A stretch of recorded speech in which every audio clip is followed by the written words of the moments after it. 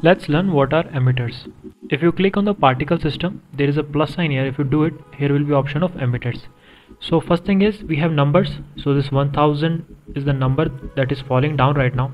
You can increase it to 9000 or any number that you wish, basically to increase the number. Second thing is start frame and end frame. So if you pull your timeline up, you can see from 1 to 200 this will keep falling, and at 200 it will stop falling. Next is lifetime. So lifetime basically will decide how quickly your particles will fall down. So it will increase or decrease the speed of the fall of the particle. Lifetime randomness will basically make changes in the speed of fall of the particles, which means some particles will have some speed and other particles will have different speed. So there will be some randomness in the fall. Let's replace those particles with this monkey head. So if you go down in the settings, you will see the render. In the render, change the halo to object, and here in the instance select Suzanne, basically monkey. You can change the scale under the render setting, and if you play, as you can see, the monkey head is falling down. So we have replaced the particle with monkey head. Let's reduce the number of particles to 500, and let's decrease the speed also to 100. So as you can see, the fall of monkey is like this. Now let's give this monkey a material. So in the materials tab, we are giving this surface to emission and color as yellow. We are giving strength to 5. Now let's go to render mode, and you can see our monkey is glowing now. We'll go to render properties again, and we'll switch on the bloom. So now world property will put it to the black, entirely black, and if you play, you can see our monkey is falling with the emission material that we have given just now. But this is not looking natural because it is just directly falling. Let it make it rotate also. So go back to emitter properties. You come down here, you will see under the velocity rotation, you change to normal, orientation as normal, and let's keep the randomness 2.5 and rest everything as it is. Now you can see our monkey head is falling and rotating. So it is looking more natural now, as if something is falling and rotating. We'll go to render mode also, and we'll see how it will look. You can always change the randomness though, but let's see how it will look. And as you can see, it is looking much more natural now. Let's learn about the hair particle system. Under the particle system, click on hair. As you can see, you check on the advance. This is very similar to the emitter system. We have number, we have hair length, we have segments. We can change the hair. We can change the hair number to, let's say, 5000, and you can see there is increase in hair. We can change the hair length. We can also increase the seed. We can, let's go down, and we'll change the children to interpolated. Basically for hairs we generally choose interpolated. Interpolated means one hair will have few more hairs coming out of the single hair. Let's go to render mode. You'll see it much more clearly. So as you can see, there is an effect. Let me give it a color. So let's go to material, and let's give it a color so it will be much more clear to you. So now you can see there is a thickness in the hair, and there is some shyness, there is some dampness, and although we'll look into few more properties. Let's go back to the emitter, and under the physics you can change the force. Generally it is Newtonian, but if you change the force, you'll have different sort of hair quality depending upon the forces that is acting upon it. As you can see, we have frizzy hair with the buoyed type of force, and under this forces also we can change a lot of things. Once you actually do it practically on your laptop, you will learn more about it. But for now, let's go back to the Newtonian force. Now under the force, you can change this Brownian option. So as you change the Brownian option, you'll see how fizzy it is getting, and you can also change the dampness.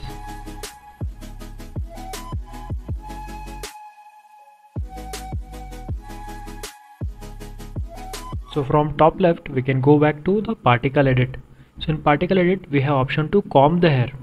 So as you can see, I have this brush. I can increase the strength of the brush, I can increase the radius of the brush, and this brush will act as a comb, and I can just gently move my brush around the hair, and you can see in object mode the effect.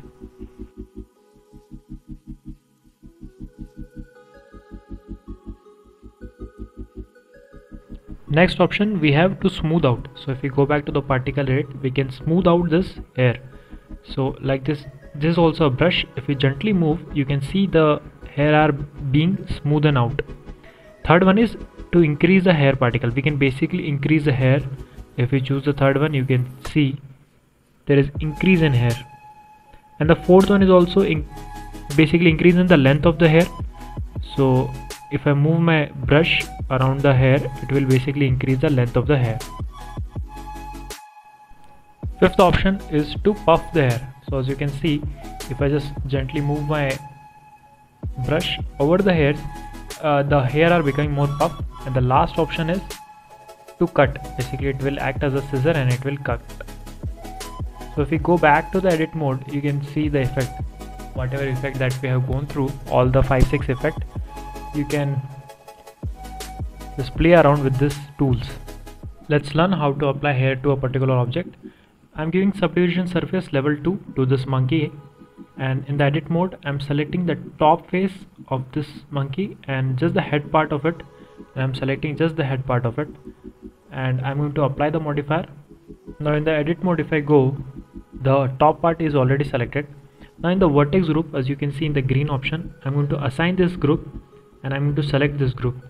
So it is already saved. Now I'm going to go back to the particle system and I'm going to click on hair. Let's give number as 5000 to the hair and hair length to 0.3 now. If we come down, we can choose children as simple as of now.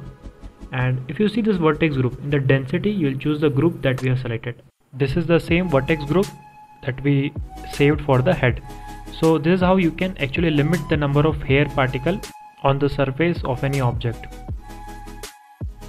Now let's go back to the particle edit system, and here let's apply few of the comb brushes and see how it will look. So I'm just using the comb, I'm using little bit, but you can try and experiment all the tools that we have learned in the previous tutorial.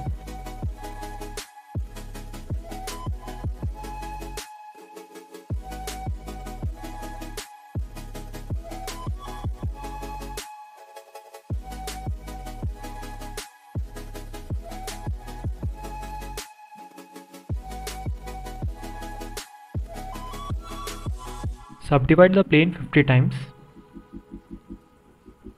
and let's add a stone here which we are going to kind of scattered on the plane, and add a system, add a hair particle system. Under the render, choose path to object, and in the instance choose rock. So as you can see, the rock is scattered, but it is in a very ordered form. So let's change this, and first of all let's reduce the number to 500.